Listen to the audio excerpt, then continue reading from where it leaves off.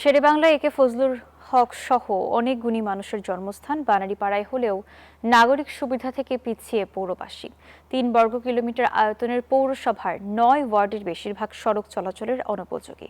খানাখন্দে ভরা সড়কগুলোর অস্তিত্ব বোঝা দেয়। প্রতিদিন সড়কে ঘটছে দুর্ঘটনা, যার বেশিরভাগ শিকার স্কুল কলেজের শিক্ষার্থীরা।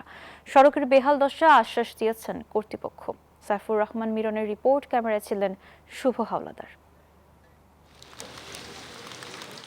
এই দৃশ্য বরিশাল বানারীপাড়া পৌরসভার সড়কের। পায়ে হেঁটে চলাও দায়। দীর্ঘদিন সংস্কার না হওয়ায় চরম দুর্ভোগে পড়ছে পৌরবাসী। বসুন্ধরা টিস্যু, অশুদ্ধতার বিরুদ্ধে এক বিন্দুও ছাড় নয়। বাসিন্দাদের অভিযোগ, পৌরসভার রাস্তাঘাট গ্রামের চেয়েও খারাপ। দীর্ঘদিন রাস্তা সংস্কার না হওয়ার জন্য বর্তমান ও সাবেক সরকারকে দুষছেন তারা। রাস্তাঘাটের অবস্থা খুবই খারাপ।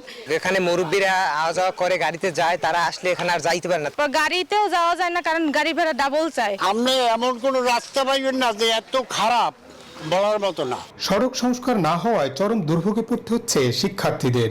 দ্রুত সড়ক সংস্কারের দাবি করেন এই স্কুল শিক্ষক।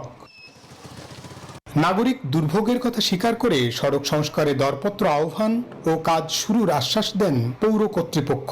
শহরের গুরুত্বপূর্ণ 5টা রাস্তায় আপনার এটার আওতা আসবে। তো এই কাজটা শুরু হইলে মোটামুটি জনদুর্ভোগ সব তো সম্ভব না, মনে করেন 50 না কাছাকাছি যে লাঘব হবে। আমরা 1 কোটি টাকা বরাদ্দ পেয়েছি, যার টেন্ডার ইতিমধ্যে লাইভে আছে, অলরেডি আপনারা দেখতে পারেন। রাস্তাঘাট যেগুলো খারাপ রাস্তা আছে ওদের অংশই টেন্ডার হয়ে গেছে, শীঘ্রই কাজ হবে। এটি বানারীপাড়া পৌরসভার 6 নম্বর ওয়ার্ডের একটি সড়কের চিত্র। এমন চিত্র এই পৌরসভার 9টি ওয়ার্ডের। দীর্ঘদিন রাস্তা মেরামত সংস্কার না হওয়ায় এমন দুর্ভোগে পড়েছেন পৌরবাসী। দ্রুত সড়কগুলো সংস্কার ও মেরামতের দাবি করেছেন তারা। সাইফুর রহমান মিরন, নিউজ 24, বানারীপাড়া, বরিশাল।